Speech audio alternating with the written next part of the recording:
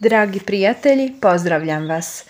Ako su vaše biljke prestale rađati i davati plodove, onda je pravo vrijeme da ih zalijete pivom. Tokom posljednjih nekoliko godina mnogo se govori o povoljnom utjecaju piva na naše biljke. Sve više vrtlara se odlučuje za prihranu povrća pivom jer čak i mrtve biljke ponovo ožive i nastave rasti donoseći obilje plodova.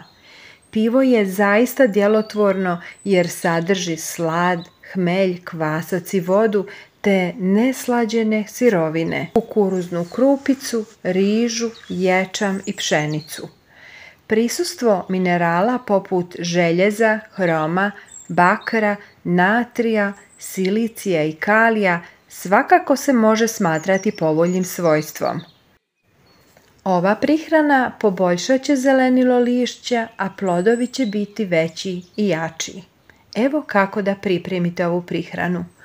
U 10 litara vode sipajte pola litre piva. Izmiješajte i dobro natopite uvenule ili bolesne biljke. Već nakon par sati primijetit ćete da su se biljke oporavile, a nakon par dana počet će i rađati plodove. Dragi prijatelji, podijelite ovaj koristan sadržaj i sa vašim prijateljima na društvenim mrežama. Hvala vam!